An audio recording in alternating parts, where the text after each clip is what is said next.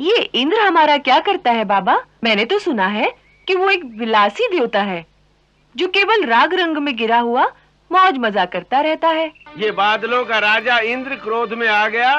ये वृंदावन जल की एक एक बूंद को तरसेगा। जो ऐसा निर्दयी है उसे भगवान कैसे कहते हैं? भगवान तो उन्हें कहते हैं जो अपने भक्तों की भूल क्षमा करने वाले हों और जो दयालु हों। मुझे तो ये इंद्र भगवान नहीं लगता। मेरी मानो तो पूजा ही करनी है तो सच्चे भगवान की करो, जिनकी दृष्टि में पापी या महात्मा सभी एक समान है। ऐसी कुबुद्धि उन्हें किसने दी? जी नंद गोप का पुत्र है कृष्ण। उसी के कहने से उन्होंने आपकी पूजा त्याग गाय और गोवर्धन पर्वत की पूजा शुरू की। कृष्ण सावर्तक, वृंदावन के हीर ग्वालों ने देवे देवेश्वर इंद्र की अवहेलना की है। उन सबको ऐसी शिक्षा दो कि मृत्यु लोक में फिर कोई और ऐसी धृष्टता करने का साहस भी न कर सके।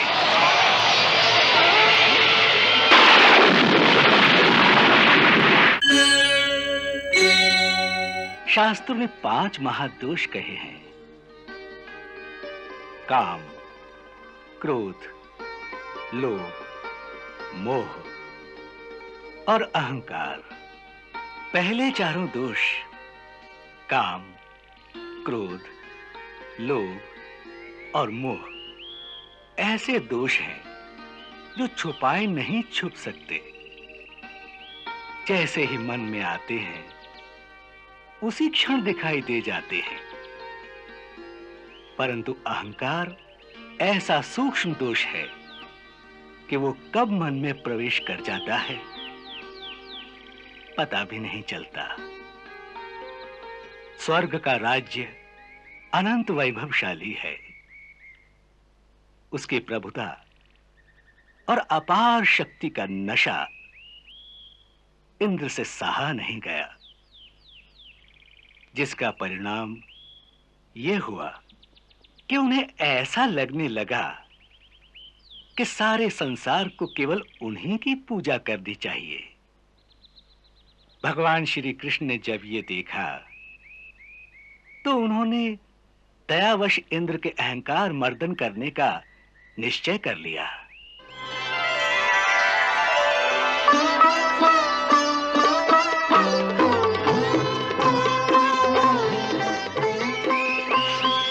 बाबा, आज गोकुल में किस उत्सव की तैयारी है?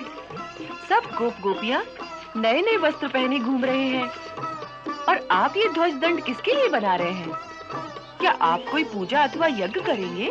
हाँ कान्हा, आज हम लोग बहुत बड़ा इंद्र यज्ञ करेंगे। देवराज इंद्र की पूजा करने के लिए ये सारी तैयारियां हो रही हैं। लल्ला, महामुनि अभिलाष को प्रणाम करो। कल्याण। देखो तो हम कितने भाग्यशाली हैं। महामुनि आज के ही शुभ अवसर पर तीर्थ यात्रा पर जाते जाते हमारे गांव से गुजर रहे थे। हमने इन्हें आग्रह पूर्वक आज यहीं रोक लिया है और आज की ये इंद्र पूजा इन्हीं के हाथों संपन्न होगी। इंद्र की पूजा? हाँ।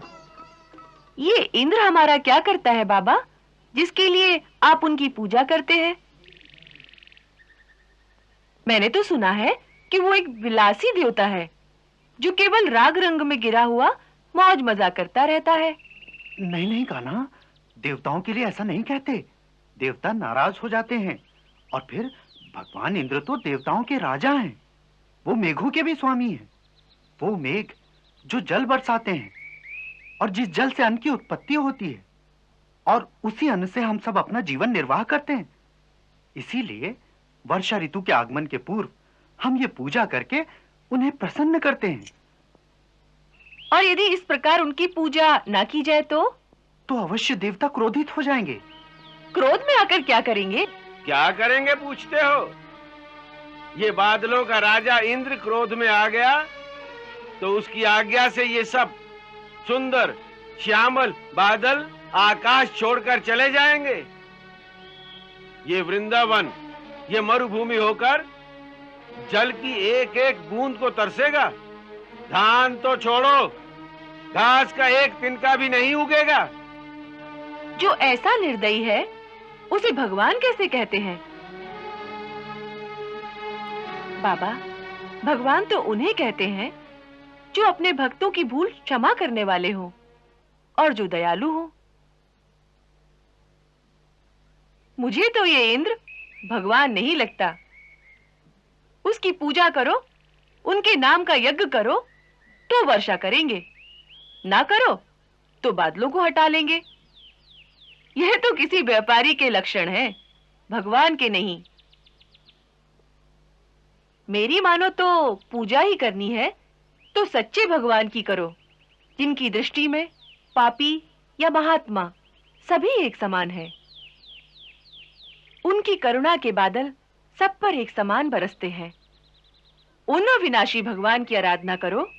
ये सारी बातें ठीक है लल्ला, परंतु यदि भगवान इंद्र को क्रोध आ गया तो उनके वज्र के एक प्रहार से ही हम सबकी मृत्यु हो सकती है। ये मिथ्या भय है बाबा। याद नहीं, गुरुदेव ने एक बार कहा था कि अपने अपने कर्मों के अनुसार ही हर प्राणी की मृत्यु का समय निश्चित होता है। इसलिए किसी इंद्रविंद्र में ऐसी शक्ति नहीं कि निश्चित समय से पहले वो किसी प्राणी को मार सके। बाबा, अपने कर्म के अनुसार ही जीव को सुख, भोग, जन्म मरण, स्वर्ग अथवा नरक की प्राप्ति होती है। कोई इंद्र, कोई देवता हमारे कर्म फल को बदल नहीं सकता, इसलिए उनसे डरना व्यर्थ है।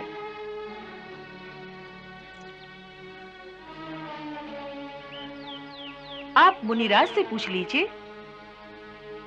कहिए प्रभु, आप इस बारे में अपना मत दीजिए। हे नंद कुमार, हम तुम्हारे तर्क से सहमत हैं। हम तुम्हारी इस बात से भी सहमत हैं कि हर प्राणी को उस परम ब्रह्म परमेश्वर की शरण में जाना चाहिए। परंतु तुम एक बात भूल गए हो। उस परम ब्रह्म सच्चिदानंद परमेश्वर के अतिरिक्त भी हर प्राणी, हर कुल और हर समाज का एक अपना इष्ट देवता होता है। सांसारिक उन्नति और भौतिक कार्यों की सिद्धि के लिए अपने अपने इष्ट देवता की पूजा करने की अनुमति शास्त्र भी देता है। आप ठीक कहते हैं मुनिराज, परंतु इष्ट देव किसे माना जाए, इस प्रश्न का उत्तर दीजिए। इष्ट देवता के बारे में शास्त्र का ऐसा मत है कि जिसके द्वारा मनुष्य के सांसारिक कार्य सिद्ध होते हैं और उसकी जीविका आसानी से चलती है, वही उसका इष्ट देवता होता है। तो बस हम ग्वालों की आजीविका चलाने वाली तो केवल गाय है, इसलिए हमारी इष्ट देवी तो केवल गौ माता ही होनी चाहिए। बाबा, जैसे ब्राह्मण की जीविका वेद पाठ से चलती है, इसलिए वेद ही उसके इष्ट हैं। इसी प्रकार क्षत्रिय की जीविका देश रक्षण और पृथ्वी पालन से चलती है, इसलिए उसका इष्ट देवता उसका देश है। वैश्य की जीविका उसका व्यापार है, सो उसकी इष्ट देवी लक्ष्मी देवी है। उसी प्रकार हम गोपालों की एकमात्र जीविका गोपालन ही है। अतः वास्तव में गौ माता ही हमारी इष्ट देवी है और हमारी गायों का भरण पोषण जो अपनी घास, अपने जल अथवा अपने फलों के द्वारा करते हैं, वही गिरिराज गोवर्धन हमारे इष्ट देव हैं। वो हमारी गायों की सदा वृद्धि करते हैं, इसीलिए ही उनका नाम गोवर्धन है। इसलिए आज से अगर हमें इष्ट देव की ही पूजा करनी है, तो हमें इंद्र यज्ञ को छोड़कर गिरि यज्ञ और गौ यज्ञ आरंभ करना चाहिए। इसी से हम सबके मनोरथ सफल होंगे। बाबा कहते हैं कि हमारी गैया कामधेनु सुरभि माता की संतान है, जिनके अंगों में समस्त देवताओं का और उनके चरणों में समस्त तीर्थों का वास है। उन्हीं गौ माता का भरण पोषण करने वाले गिरिराज गोवर्धन वो स्वयं शालिग्राम स्वरूप ही हैं। उन्हीं की पूजा करो, इसी से सबका कल्याण होगा। आहा, हे नंद कुमार, आज तुमने हमारी आंखों से कितने ही पर्दे हटा दिए। तुम सत्य कहते हो व्रजराज कुमार। हमारे पूज्य गुरुदेव ने भी अपनी अंतिम समाधि से पहले हमें यही रहस्य बताया था। गिरिराज गोवर्धन श्री हरि के वक्ष से प्रकट होने वाले स्वयं शालिग्राम स्वरूप ही हैं। इसीलिए उनकी प्रदक्षिणा करने के विचार से आज हम यहां आए थे। नंदराय जी, आपके चिरंजीवी ने भी वही रहस्य बताया है।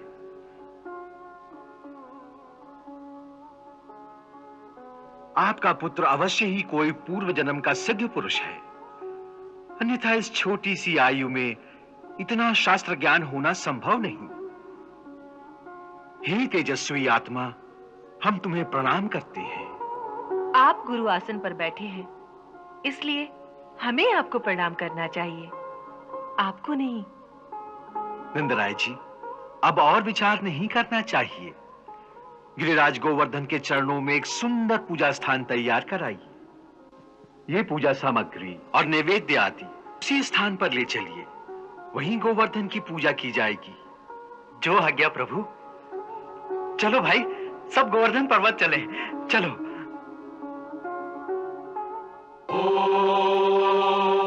अग्नये स्वाहा सोमाय स्वाहा व्रजस्थिते वै व्रजनिधे सूर्याय व्रजतीर्थं नक्षत्रे व्रजपूजितं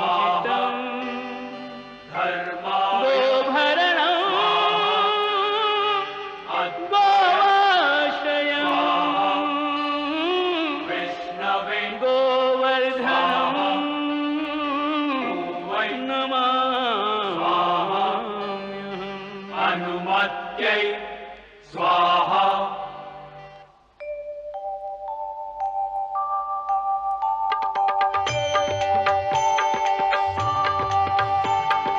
जय गोवर्धन तिभु जगवंदन काय विशाल हरे।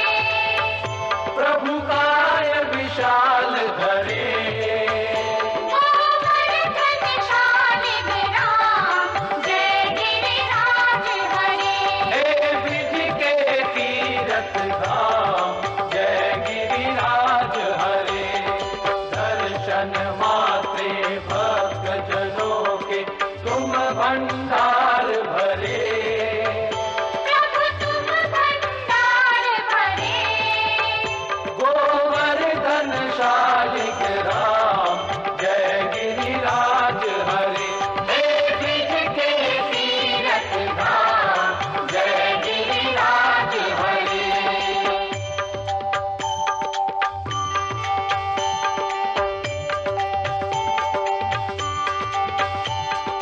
गोवर्धन गिरिराज की आरती जिस मुख से निकले। प्रभु जिस मुख से निकले। वेद पुराण बखाने आगम निगम बखाने नहीं भव सिंधु परे। ओम जय गिरिराज हरे। गोवर्धन शालिग्राम जय गिरिराज हरे। तुम्हें बारंबार प्रणाम जय गिरिराज हरे। गोवर्धन शालिग्राम जय गिरिराज हरे। हे ब्रिज के तीरथ धाम जय गिरिराज हरे।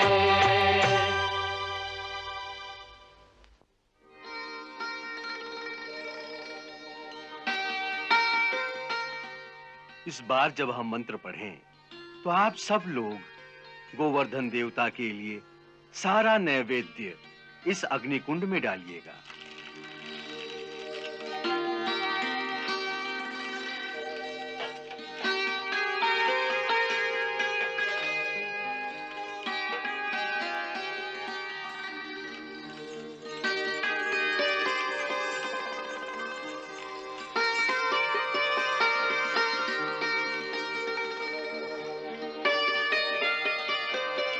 ओम अग्नेनाग्नमयंत देवास्थानि धर्माणि प्रथमन्यासन देहनाकम्यमानः संचत यत्र पूर्वे साध्या सन्ति देवा।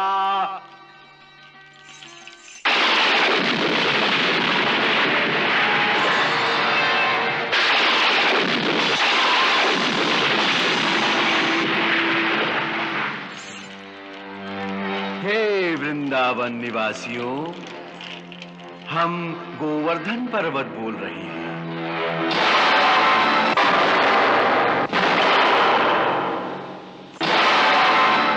डरो नहीं, हम स्वयं गिरिराज गोवर्धन प्रसन्न होकर तुम लोगों को साक्षात दर्शन दे रहे हैं।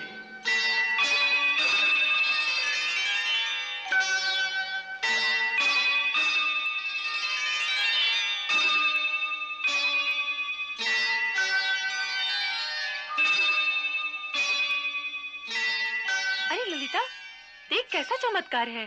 कौन सा चमत्कार? तनिक ध्यान से देख, ये गोवर्धन देवता का मुखड़ा अपने कन्हैया जैसा नहीं लगता?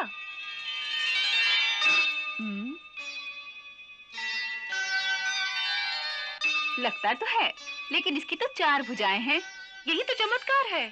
तू तो बावली हो गई है। वो देख, हमारा कन्हैया तो हमारे साथ बैठा है। माता यशोदा, माता रोहिणी, हे गोपागनाओं, जब हम साक्षात स्वयं ही यहां तक आ गए हैं, तो अब ये नैवेद्य अग्नि कुंड द्वारा समर्पित करने की क्या आवश्यकता है? हम अपने हाथों से ही भोग लगा लेते हैं।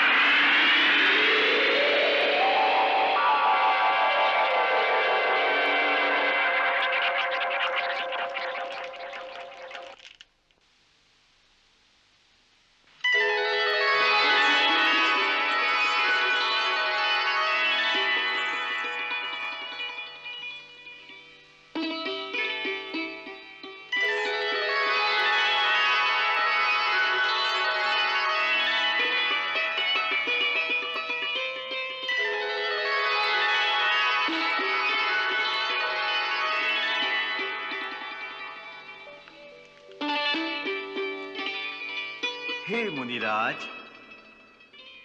गिरिराज गोवर्धन की सर्वप्रथम पूजा करने का श्रेय आपके भाग्य में था। इसके फलस्वरूप आपको श्री हरि चरणों में मुक्ति प्राप्त होगी। हे ब्रिजवासियों, आज तुम्हारा ये जन्म सफल हो गया।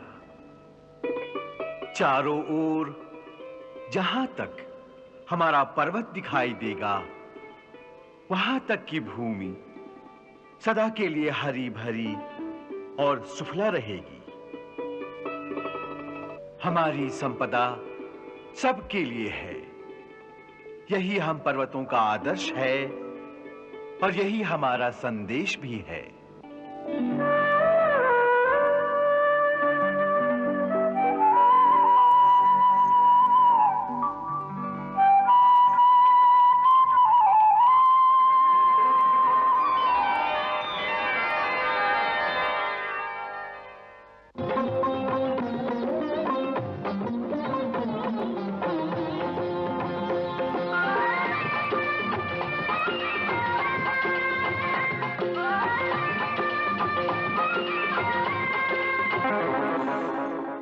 हाँ?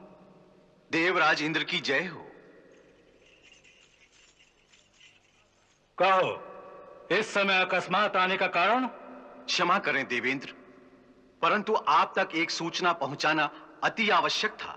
सूचना? कैसी सूचना? प्रभु, इस वर्ष से धरती पर आपकी पूजा बंद कर दी गई है। हाँ? क्या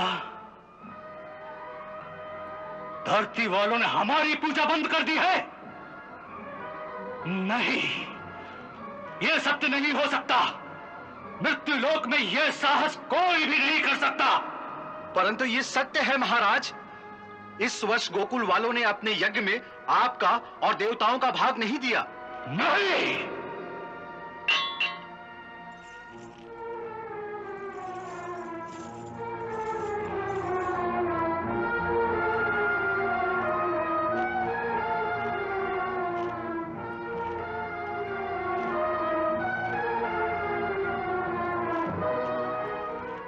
ऐसी कुबुद्धि उन्हें किसने दी? जी नंद गोप का पुत्र है कृष्ण।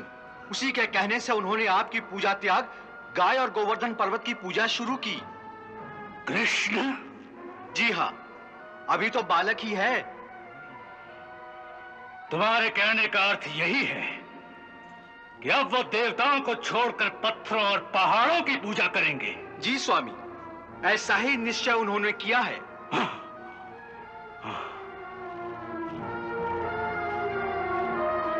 इन वन वन भटकने वाले गोपालों का इतना घमंड!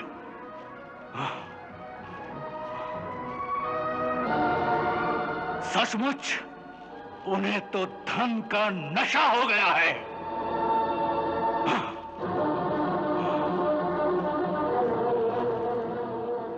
इसके लिए उन्हें भयानक दंड भुगतना पड़ेगा। तुम प्रलय करने वाले मेघों के नायक संवर्तक मेघ को तत्काल मेरे सामने उपस्थित करो। जो आज्ञा।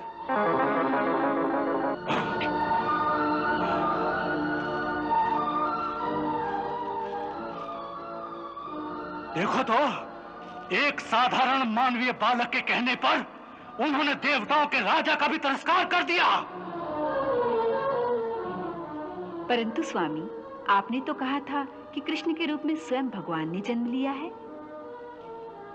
जब गर्भ में पधारे थे, तब गर्भ स्तुति के लिए आप भी तो ब्रह्मा जी और श्री नारद के साथ मृत्युलोक में गए थे। आपको याद है ना? हाँ हाँ, हमें सब याद है शची,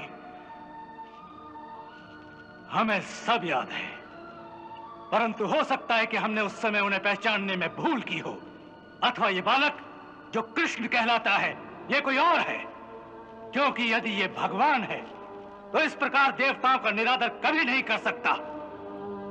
और फिर राजा तो राजा होता है। स्वयं भगवान को भी स्वर्ग के राजा का आदर ही करना चाहिए। ये अवश्य कोई छलिया है जो देवराज की शक्ति को नहीं पहचानता। इस छल के दंड स्वरूप आज ये स्वयं भी मरेगा और उसके साथ साथ गोकुल के ये मूर्ख ग्वाले भी मरेंगे। देवराज इंद्र को सेवक का प्रणाम।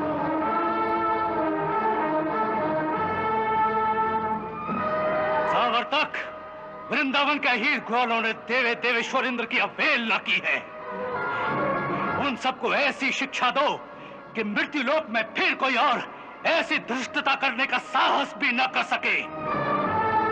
तुम्हारे वो मेघ जो प्रलय के समय भयंकर वर्षा और तूफान के द्वारा सारी पृथ्वी और उसके जीवों का नाश कर देते हैं, आज प्रलय के उन्हीं बादलों को लेकर तुम सारे गोकुल का सर्वनाश कर दो। जिस धन संपत्ति पे उन्हें घमंड है, उन सब का समूल नाश कर दो। मैं भी अपने अरावत पर तुम्हारे पीछे तुम्हारी मदद के लिए आता हूँ। जाओ। जो आज्ञा महाराज।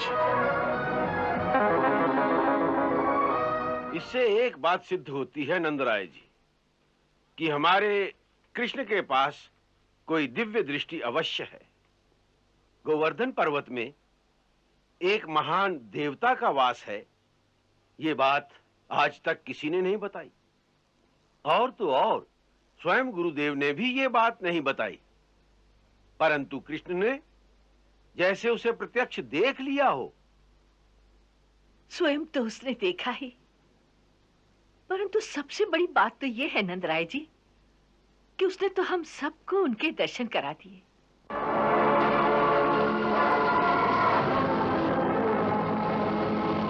मैंने सोचा कि गोवर्धन पूजा की नई पद्धति सिखा रहा हूं, तो कुछ ऐसी लीला करूं जिससे गोवर्धन पर विश्वास दृढ़ हो जाए।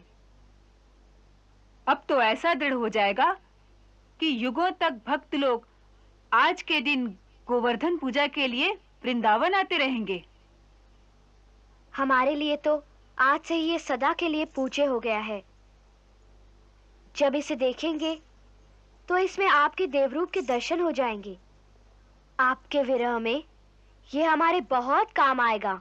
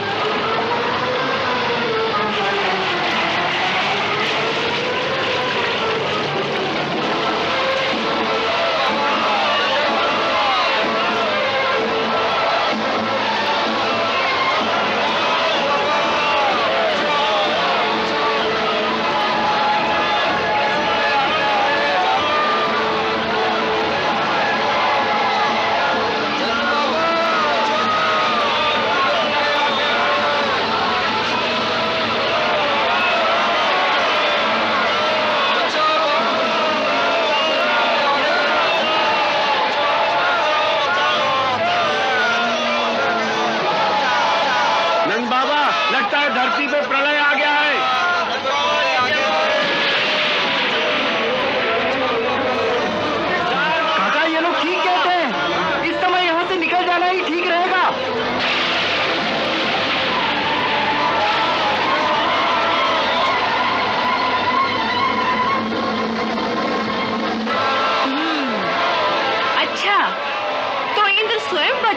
आ गया है।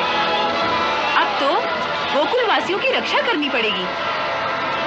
तुम ये सब रहने दो कन्हैया, मैं अभी जाकर इंद्र का ही नाश कर देता हूँ। नहीं दाऊ भैया, उसका नाश नहीं करना, उसके अहंकार का नाश करना है। आओ मेरे साथ। बाबा, आप सभी मेरे साथ चलिए, जल्दी आइए। चलो, आओ, आओ, आओ।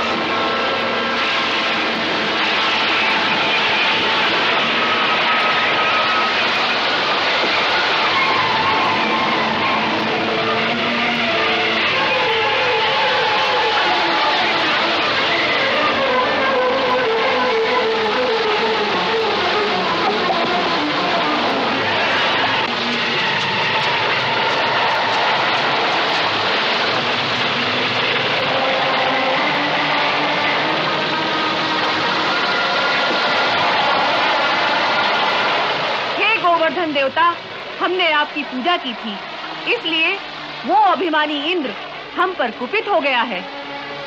वो हमारे सारे नगरों के साथ सारे गोकुल वासियों को भी एक साथ डुबो देना चाहता है। अब इस समय हम आपको छत्र बनाकर सारे गोकुल वासियों को आपके नीचे सुरक्षित करना चाहते हैं। आप हमें अपना सहयोग दें।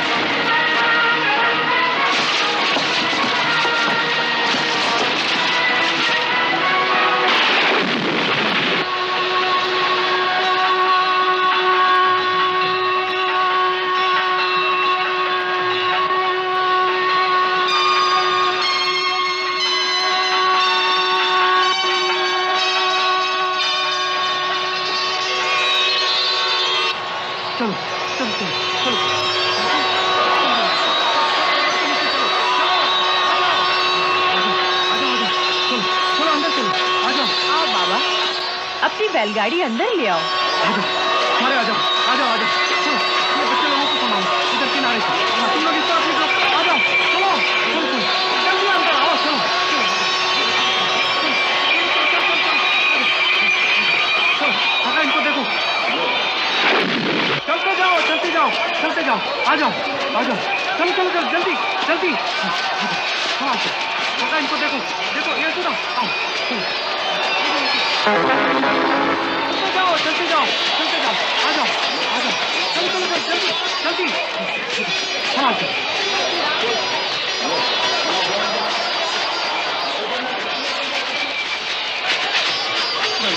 बचाव हो गया।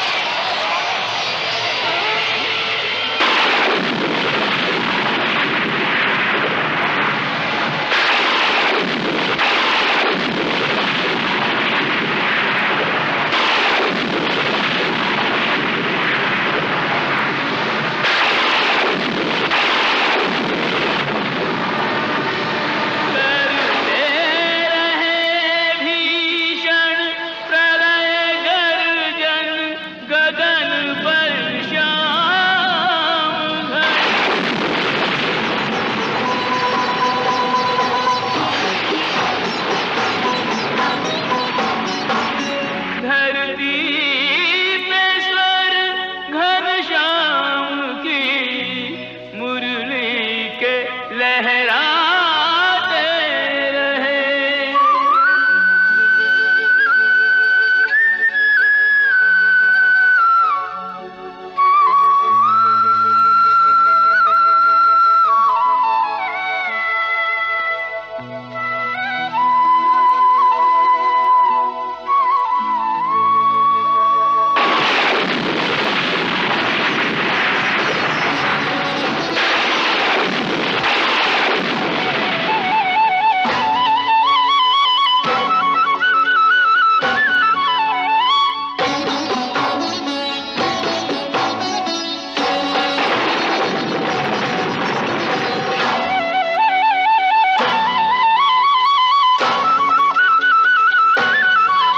बढ़ता रहा अभिमान पूरित क्रोध प्रतिपल इंद्र का।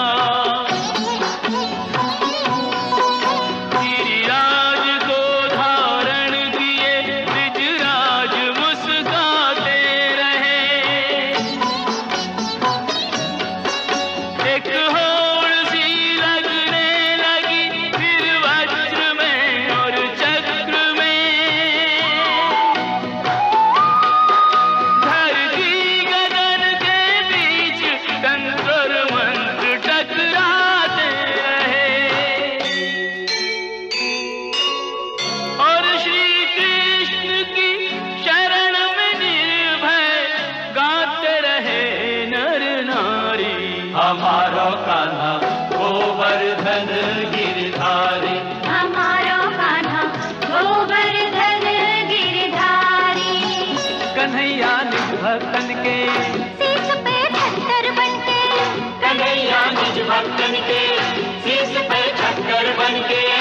देखो आप करे रखवारी। हमारा कान्हा गोवर्धन गिरधारी। हमारा कान्हा गोवर्धन गिरधारी।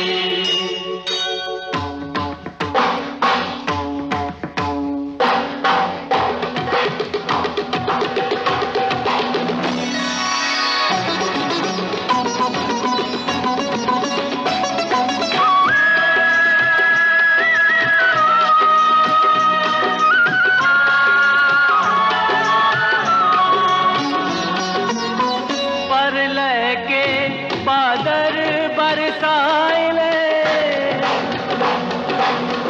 अपनी सबरी शक्ति लगाए।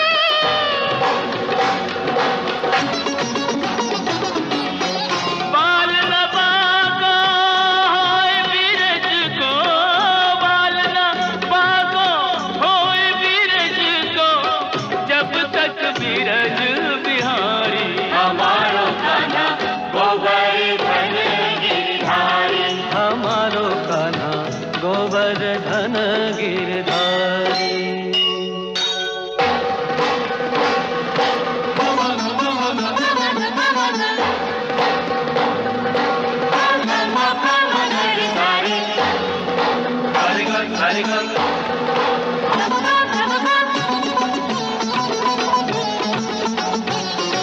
जय जय गोवर्धन गिरधारी। जय जय गोवर्धन गिरधारी। जय जय गोवर्धन गिरधारी। जय जय गोवर्धन गिरधारी। तेरी लीला पे बलिहारी। तेरी लीला पे बलिहारी। तेरी लीला पे बलिहारी। तेरी लीला पे बलिहारी। जय जय चक्र सुदर्शन धारी। जय जय चक्र सुदर्शन धारी। जय जय गोवर्धन गिरधारी। जय जय गोवर्धन गिरधारी।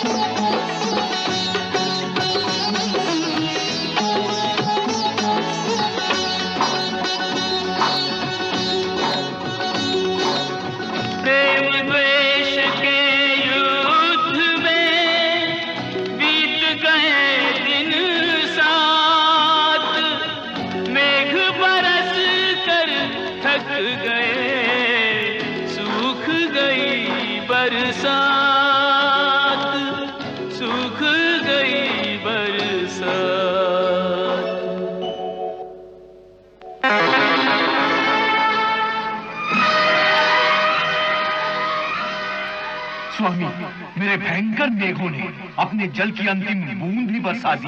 अब किसी के पास एक बूंद जल भी नहीं रहा। परंतु हम इस छोटे से पर्वत का एक पत्थर भी नहीं हिला सके। सो तो हम देख ही रहे हैं सावर्तक, तुम जैसे वीरों के कारण आज देवराज इंद्र को भी पराजय का मुंह देखना पड़ रहा है। परंतु इंद्र धरती के इन क्षुद्र प्राणियों द्वारा कभी पराजित नहीं हो सकता। अब मैं अपने अमोघ वज्र को गुरु के द्वारा दिए हुए मारण मंत्र से अभिमंत्रित करके उसका ऐसा प्रयोग करता हूं जिसके एक ही प्रहार से इस पर्वत समेत सारे गोकुलवासी क्षण भर में भस्म हो जाएंगे। ओम ह्रीं क्लीं चावंडाय नमः।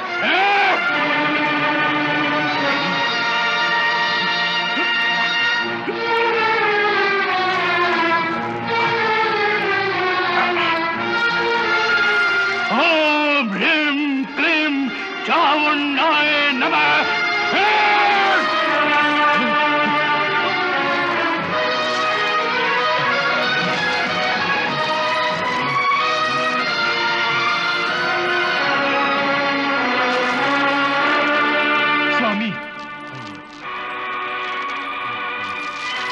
स्वामी, स्वामी होश में आइए।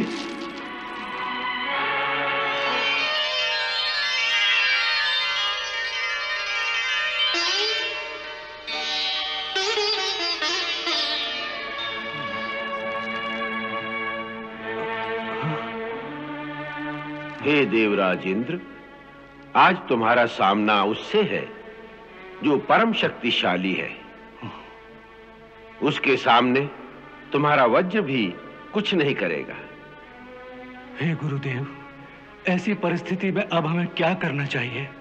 यही बताने मैं तुम्हारे पास आया हूं कि ऐसी अवस्था में जहां शक्ति काम नहीं आती, वहां केवल भक्ति ही काम आती है। सो इस समय तुम भगवान श्री हरि से युद्ध करने की बजाय उनकी शरण में जाओ। वही तुम्हारी हार को जीत बना सकते हैं। हे गुरुदेव, मैंने भूल के कारण जो बहुत बड़ा अपराध किया है, क्या इसके बाद भी वो मुझ पर प्रसन्न होंगे? अवश्य। आज मैं तुम्हें भगवान को प्रसन्न करने वाला एक गोपनीय स्तोत्र प्रदान करता हूं, जो मुझे महर्षि अंगिरा ने सिखाया था। जब भी तुम अपनी शक्ति से निराश होगे और तुम्हें अपना अंत दिखाई देने लगे, ऐसे संकट के समय अपना अहंकार छोड़कर प्रभु के श्री चरणों में अपने आप को समर्पित करके इस मंत्र से प्रभु की स्तुति करोगे तो प्रभु प्रसन्न होकर तत्काल तुम्हारा संकट हर लेंगे। अब मेरे साथ उस गुप्त मंत्र का पाठ करो। अक्षरम परमं ब्रह्मा ज्योतिरूपम सनातनम। अक्षरम परमं ब्रह्मा ज्योति रूपम सनातनम। अक्षरम परमं ब्रह्मा ज्योति रूपम सनातनम। अक्षरम परमं ब्रह्मा ज्योति रूपम सनातनम।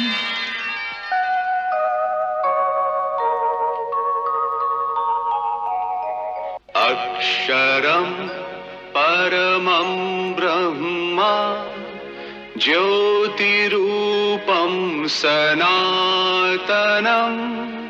अक्षरं परमं ब्रह्मा ज्योतिरूपं सनातनम्। गुणातीतं निराकारम्। गुणातीतं निराकारम्। स्वेच्छामयम् अनन्तकम्।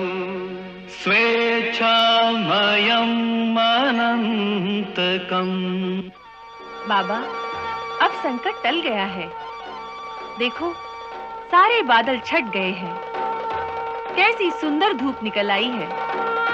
अब आप सब लोगों को लेकर इस गुफा से बाहर निकल जाइए।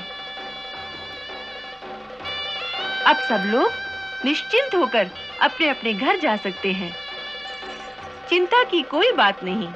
हाँ, ये ठीक है। अब हम सब लोग वापस अपने गोकुल जाएंगे। किशन कन्हैया की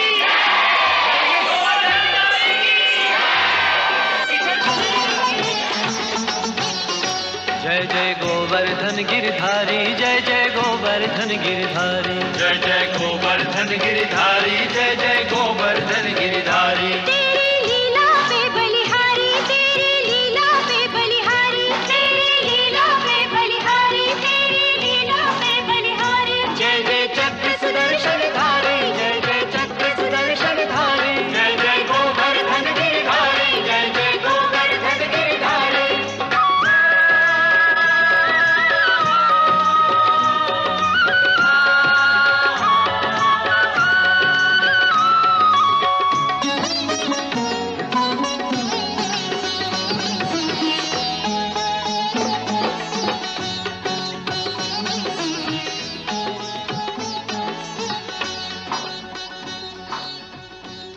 गोपिका चेतन हरम राधा प्राणाधिकं परम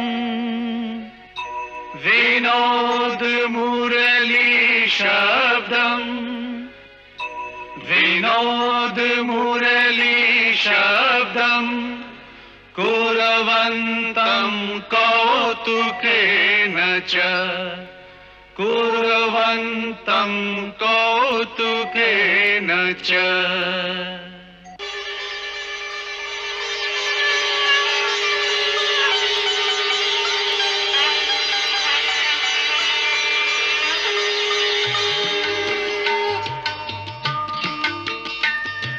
हे प्रभु, त्राहिमाम, त्राहिमाम,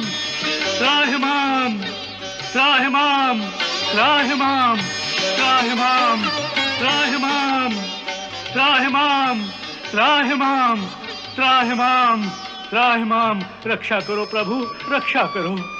हे प्रभु, हे दीनदयाल, मुझे क्षमा कीजिए। मुझसे बहुत बड़ी भूल हो गई है प्रभु। मैंने आप अविनाशी ब्रह्म को एक साधारण मानवीय बालक समझकर ऐसी धृष्टता की। मेरी ये भूल क्षमा की योग्य तो नहीं है प्रभु, परंतु शास्त्र आपको अकारण दयालु बताते हैं। इसलिए हे दया के सागर, मुझे किंचन को अपना दास समझकर क्षमा कीजिए।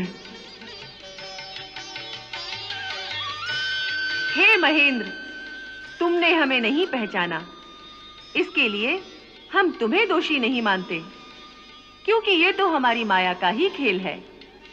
वैसे तो हर छोटे बड़े प्राणी के अंतर में हम स्वयं ही विराजमान हैं। फिर भी हमारी योग माया सबकी बुद्धि पर ऐसा पर्दा डाल देती है कि वो अपने अंतर में बैठे हुए मुझको ना देखकर इस संसार के बाहरी दृश्यों में ही भटकते रहते हैं। इसलिए तुम्हारी उस भूल को हम दोष नहीं मानते। हाँ, तुम्हारे दूसरे अपराध के लिए हम तुम्हें अवश्य दोषी मानते हैं। वो क्या प्रभु? देखो, राजा होने के नाते प्रजा की भलाई के लिए जो तुम्हें स्वयं करना चाहिए, जो तुम्हारा धर्म है, राजा का कर्तव्य है, उस कर्तव्य को पूरा करने के लिए तुम लोगों से अपनी पूजा करने को कह रहे हो। इसका अर्थ है कि तुम अपने धर्म का पालन करने के लिए इस धरती के प्राणियों से पूजा की रिश्वत मांगने लगे हो। तुम्हें इंद्र पद पर इसलिए स्थापित किया गया है कि तुम समस्त प्रजा का कल्याण करो। इंद्र लोकपाल होता है, उसका कर्तव्य है कि वो ठीक समय पर वर्षा करके इस धरती को उपजाऊ बनाए, जिसमें अन्न, घास और वृक्षों की वृद्धि हो।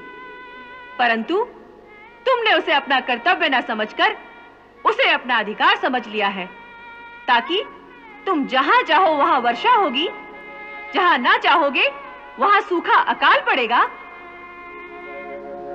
अपने अहंकार में तुम ये भूल गए कि हमारी ये आज्ञा है, ब्रह्मा जितने भी प्राणियों को जन्म दे, पृथ्वी पर उतने प्राणियों के खाने पीने और जीवन निर्वाह का प्रबंध उससे पहले कर दिया जाए। ये उन प्राणियों का अधिकार है, परंतु तुम जैसे स्वार्थी लोग प्रकृति के उस विधान में हस्तक्षेप करके वो संपदा जो धरती से समस्त प्राणियों के लिए पैदा होती है, उस पर अपना अधिकार समझकर प्रजा से उनकी कीमत मांगने लगते हो। ये ऐसा अपराध है जिसके लिए तुम क्षमा के योग्य नहीं हो। हे पतित पावन परमेश्वर, आपका कथन सर्वतः सत्य है। मैं शक्ति और पद के नशे में अपना कर्तव्य, अपना धर्म ही भूल गया था। परंतु जिस प्रकार एक पिता अपने पुत्र की योग्यता और अयोग्यता को न देखकर उसकी हर भूल को क्षमा कर देता है, उसी तरह हे प्रभु, आप अपने स्नेह से मुझे क्षमा कीजिए, क्योंकि आप ही मेरे गुरु, माता, पिता, भाई सब हैं।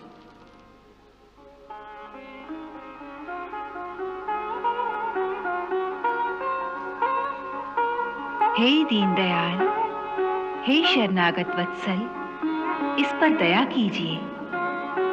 इसे एक अज्ञानी बालक समझकर क्षमा कर दीजिए। सुरभि माता। हे कामधेनु माता, आपको प्रणाम है। दासी को माता कहते हो, ये आपकी भक्त वत्सलता है। फिर भी यदि माता का स्थान दिया है तो माता का कहना मानकर महेंद्र को क्षमा कर दो। इनको आपकी माया ने ही भ्रमित किया है। जो आज्ञा। हे देवराज, सुरभि माता की कृपा से आप अपराध मुक्त हो गए हैं। आप धन्य हैं प्रभु, आप धन्य हैं। तुम्हारा कल्याण हो। हे गोवर्धनधारी, हे मायापति, आपके इन श्री चरणों में एक और प्रार्थना है। यदि आज्ञा हो तो निवेदन करूं। कहो, क्या इच्छा है? प्रभु, पृथ्वी पर कुंती देवी के गर्भ से उत्पन्न हुआ मेरा एक पुत्र है। उसका नाम है अर्जुन। आप उसे अपनी सेवा में स्वीकार कीजिए प्रभु। वो सदा आपकी आज्ञा में रहेगा। पुत्र पिता का प्रतिनिधि होता है, इसलिए मैं समझूंगा कि आपने मेरी ही सेवा स्वीकार की है प्रभु। अर्जुन की रक्षा का उत्तरदायित्व मैं आप ही को सौंपता हूं। देवराज, हम ये जानते हैं कि भरत के वंश में अर्जुन ने तुम्हारे अंश से अवतार लिया है, इसलिए तुम निश्चिंत रहो। हम वचन देते हैं कि पृथ्वी पर जब तक हम रहेंगे, अर्जुन को युद्ध में कोई भी हरा ना सकेगा। अब तुम निश्चिंत होकर अपने लोक को प्रसन्नता पूर्वक लौट जाओ। आपकी जय हो प्रभु। तनिक ठहरिए सुरपति। हे सच्चिदानंद स्वरूप श्री कृष्ण, आज आपने इंद्रकोप से हम गैयों की रक्षा की, इसीलिए आपको रक्षक के रूप में पाकर आज हम सब गैयें सनाथ हो गईं। हे मधुसूदन, इंद्र भले ही त्रिलोकी के इंद्र हुआ करें, परंतु आज से हम गौओं के इंद्र तो आप ही हैं। इसीलिए ब्रह्मा जी ने आदेश दिया है कि हम आपका गौओं के इंद्र पद पर अभिषेक करें। उन्होंने ये भी कहा है कि इस अभिषेक के समय आपका राज तिलक स्वयं इंद्र के ही हाथों से किया जाए तो उचित होगा। हे माता, मैं इसे अपना सौभाग्य समझूंगा। हे रावत, अपनी सूंड से आकाश गंगा का जल लेकर आओ, जिससे प्रभु का अभिषेक किया जाएगा।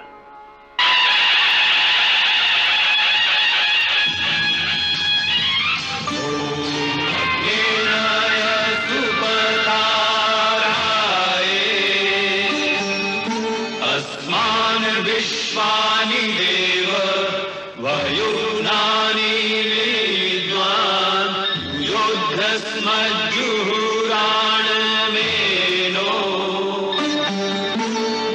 भूयिष्ठान्ते नमः उक्तिं विधेम। ॐ स्वस्ति न इन्द्रो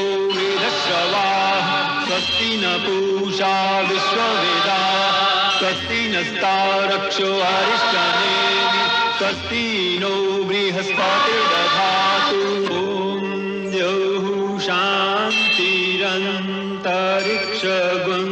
शान्तिः पृथिवी शान्तिरापः शान्तिरोषधयः शान्तिः। भगवान, आज से आपका नया नाम गोविंद हुआ। जय गोविंद, जय गोविंद, जय गोविंद।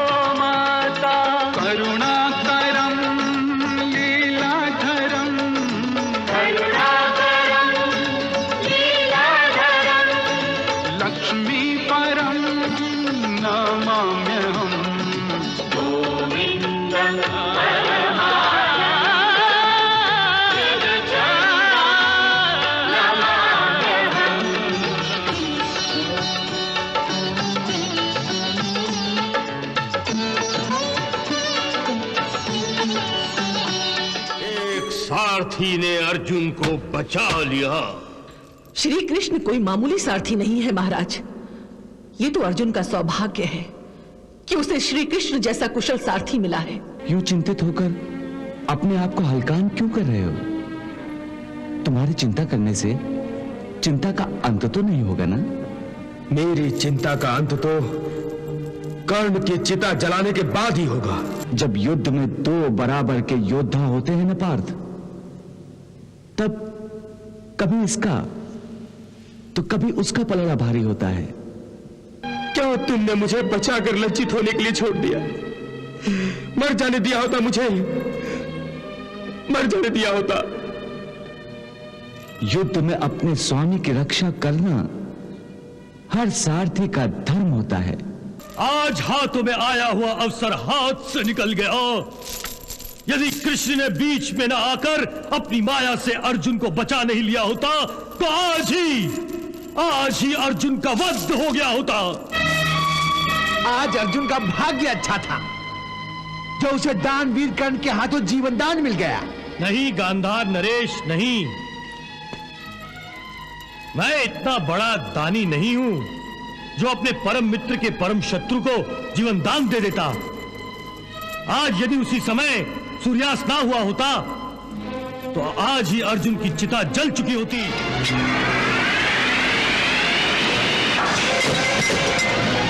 हे सुपुत्र, तुम्हें तो धनुष तक पकड़ना नहीं आता और मुझ जैसे धनुर्धारी को पराजित करने की महत्वाकांक्षा रखते हो। अर्जुन!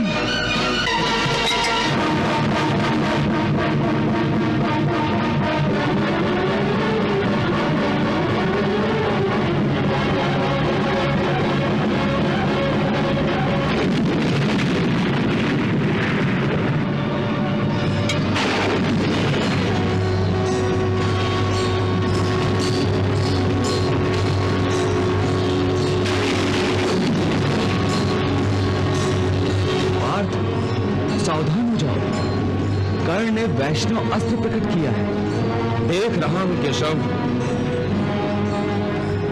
देख रहा हूं।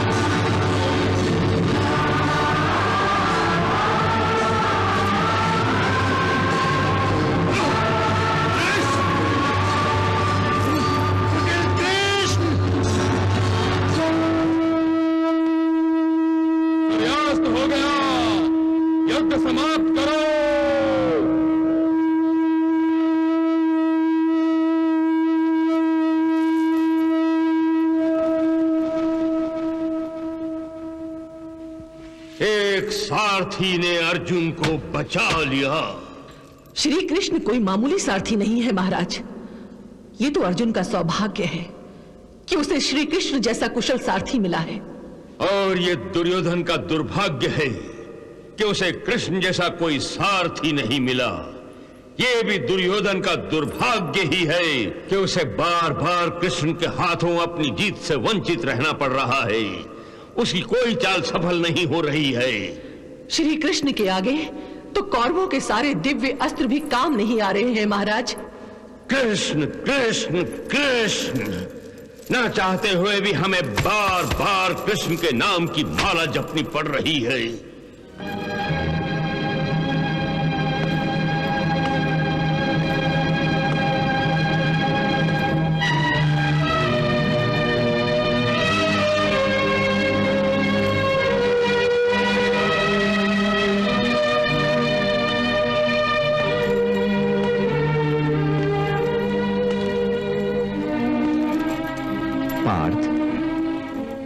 यूं चिंतित होकर अपने आप को हल्कान क्यों कर रहे हो? तुम्हारी चिंता करने से चिंता का अंत तो नहीं होगा ना? मेरी चिंता का अंत तो कर्ण की चिता जलाने के बाद ही होगा।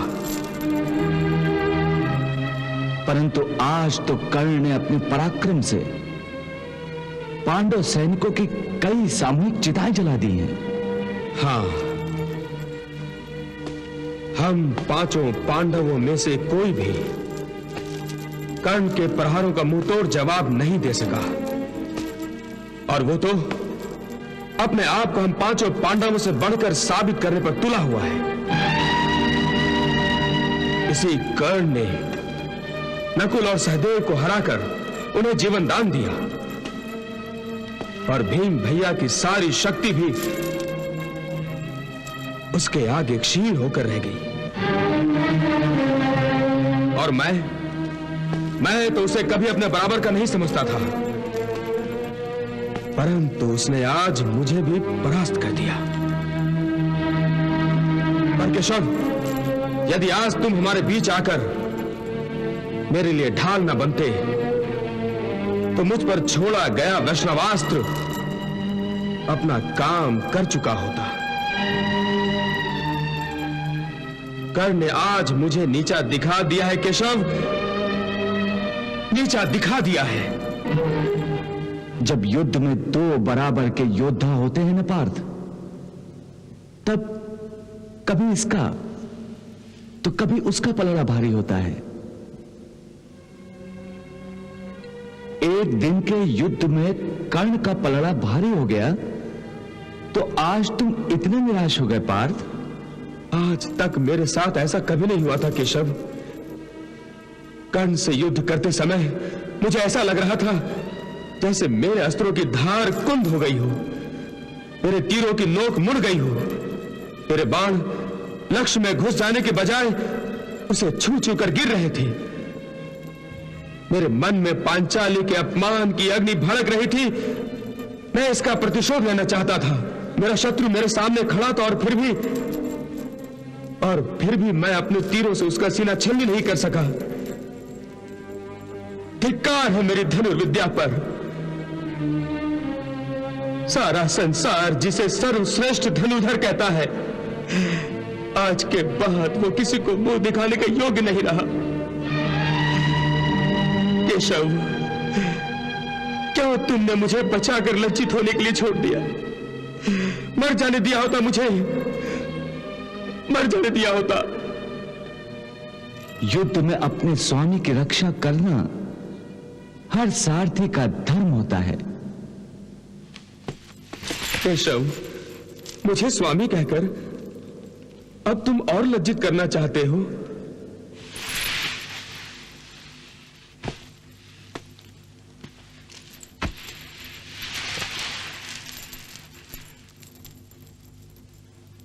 पार्थ, तुम हर बात में भावुक क्यों हो जाते हो? यह ठीक है कि मैं तुम्हारा मित्र हूं, परंतु मैं तुम्हारा सारथी भी हूं, और इस नाते तुम मेरे स्वामी ही हो। तुम्हारा सारथी होकर तुम्हारी रक्षा ना करता तो मुझे लज्जित होना पड़ता। क्या तुम चाहते हो कि तुम्हारे सारथी तुम्हारे मित्र पर लोग उंगलियां उठाएं?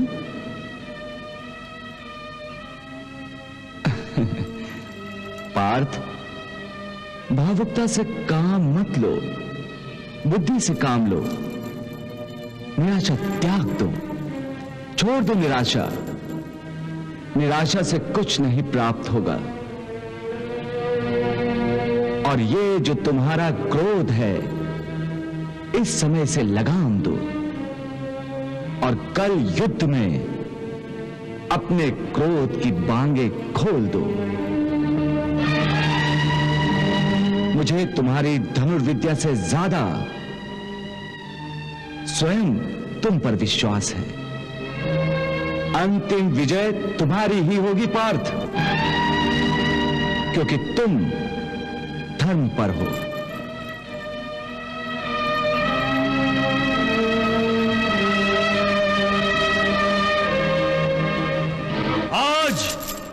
आज हाथों में आया हुआ अवसर हाथ से निकल गया।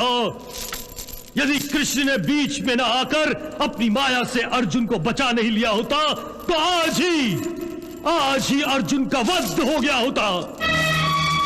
आज अर्जुन का भाग्य अच्छा था जो उसे दानवीर कर्ण के हाथों जीवन दान मिल गया।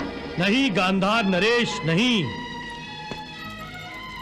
मैं इतना बड़ा दानी नहीं हूं जो अपने परम मित्र के परम शत्रु को जीवन दान दे देता। आज यदि उसी समय सूर्यास्त ना हुआ होता तो आज ही अर्जुन की चिता जल चुकी होती, परंतु मित्र कर्ण, कल अवश्य ही उसकी चिता जलनी चाहिए। अवश्य जलेगी मित्र, अवश्य जलेगी। भाग्य ने अर्जुन पर दया करके उसे एक रात का जीवन दान दिया है, परंतु ये रात मुझसे कट नहीं रही है कर्ण। ये सोच कर मेरी नींद उड़ जाती है, मेरे सीने पर सांप लौट जाते हैं कि अर्जुन हमारे हाथों बच गया है। बहुत भारी है ये रात मेरे लिए, बहुत भारी है मित्र। तुमसे अधिक भारी ये रात अर्जुन के लिए है। वो ये सोच कर मरा जा रहा होगा कि मेरे हाथों वो क्यों नहीं मरा। लज्जा से उसका सिर नहीं उठ रहा होगा। आज उसे मौत की सीमा तक पहुंचाकर उसके अभिमान को जो चोट मैंने पहुंचाई है, उन घावों को अपनी जीवा से रात भर चाटता रहेगा वो। मेरा विश्वास करो मित्र, आज की रात अर्जुन सो नहीं सकेगा। मैं तो चाहता हूं कि वो सो जाए, सदा के लिए सो जाए, और मुझे विश्वास है कि तुम उसे मृत्यु की लोरी सुनाओगे कर्ण। हाँ कर्ण, तुम। मेरा ये धनुष देख रहे हो, मुझसे अधिक तुम्हें मेरे इस धनुष पर विश्वास करना चाहिए मित्र। इसका नाम ही विजयी धनुष है, और यही धनुष कल तुम्हारे परम शत्रु अर्जुन का वध करके तुम्हें विजय दिलाएगा। अंगराज कर्ण, आपको इस धनुष पर अपने आप से भी अधिक विश्वास है। इसका कोई विशेष कारण? दुशासन, ये कोई साधारण धनुष नहीं है, ये दिव्य धनुष है। दिव्य धनुष। दिव्य धनुष? हां, इस धनुष को स्वर्ग निर्माता विश्वकर्मा ने स्वयं अपनी माया से निर्माण करके स्वर्गाधिपति देवेंद्र को भेंट किया था।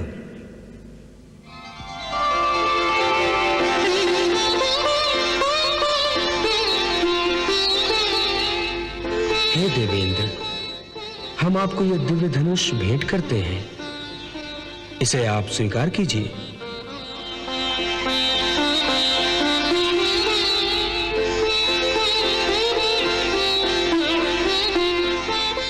धन्यवाद हे स्वर्ग के शिल्पी। इस धनुष को धारण करने वाला अपने शत्रु से कभी भी पराजित नहीं होगा। तब तो इस धनुष का नाम विजय होना चाहिए। हम तो इसे विजय ही कहेंगे। बाद में देवेंद्र ने यह धनुष मेरे गुरु भार्गव परशुराम को उस समय भेंट किया था जब उन्होंने सहस्त्रबाहु बानासुर का वध करके देवताओं पर उपकार किया था। हे भार्गव परशुराम, विजय नाम का यह अलौकिक धनुष मैं आपको भेंट स्वरूप प्रदान करता हूं, इसे आप स्वीकार कीजिए।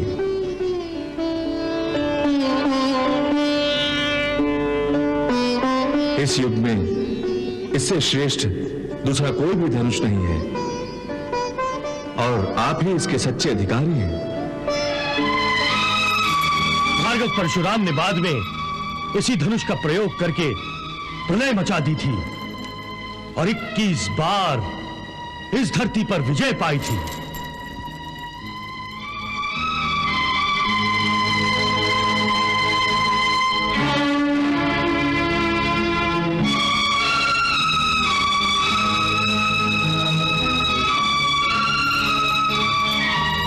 अंगराज, तुम बड़े भाग्यवान हो कि आज तुम्हारे हाथों में यह धनुष है। मित्र, यह मेरा सौभाग्य है कि मेरे भार्गव गुरु परशुराम ने स्वयं अपने शुभ हाथों से यह धनुष मेरे हाथों में सौंपा था। अर्जुन अपने गांडीव धनुष को सर्वश्रेष्ठ समझता है, परंतु कल युद्ध भूमि पर इसका निर्णय हो जाएगा कि अर्जुन का गांडीव सर्वश्रेष्ठ है या मेरा ये विजय धनुष।